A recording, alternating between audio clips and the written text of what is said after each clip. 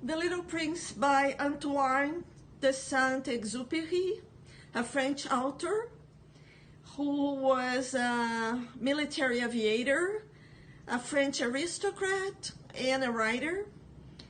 At the time that he wrote this book, he was in asylum here in the United States.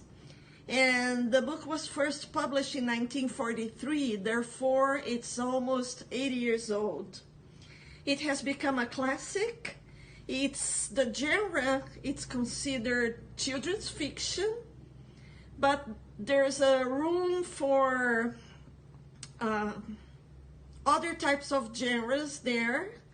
Some people say that the book is a kaleidoscope of genres because it's got fiction, it's got fantasy or a fable, but it also refers to history, geography.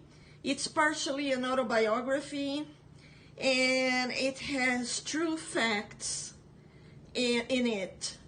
So it's kind of a mix of things together. It's very rich, very well written. Saint-Exupéry was a perfectionist, and there's a lot of moral lessons in the book. So if you read the book when you're a child, you will see the magical part of it. Little Prince lives in a tiny planet, travels from planet to planet until he reaches Earth. There's inanimated things and animals that talk, have feelings, and have a relationship with the Little Prince. And so a kid will see all this magic and adventures that the Little Prince goes through. If you read it as an adult, you see that the Little Prince interacts with several grown-ups in the book, and they are all very busy with their profession and busy with material things. And so the book suggests that children see the world better than grown-ups, because children know exactly what's important and where to look and what to say and how to live, while grown-ups are so focused on, grown-up things and that themes in the book.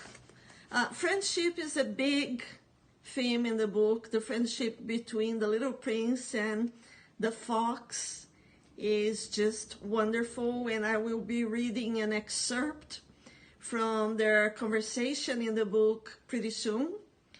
Love, death, loneliness, vanity are also things that are explored in the book. The Little Prince, Red Rose, is extremely needy and vain, but she's kind-hearted.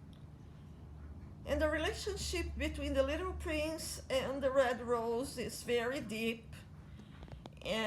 She is unique to him, and he spends a lot of time taking care of her and understanding her and also learning from her. Another thing that I would like to say is that it's to clarify that this week we're studying traditional books, and The Little Prince is not a traditional book in the sense that it's folklore, folks, tales, or it hasn't been around for thousands of years or anything like that, but it's a fable. So in that matter, it fits in with the other traditional books.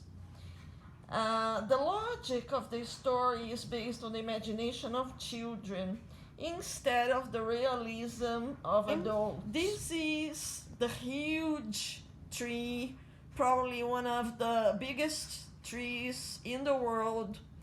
It's called baobabs. And this tree is mentioned in the book as something that would take control of the Little Prince's planet. and they say it's reference to the Nazi domination existing at the time. So this is one of the true facts stated in the book, that this is a tree native of Africa, especially Madagascar,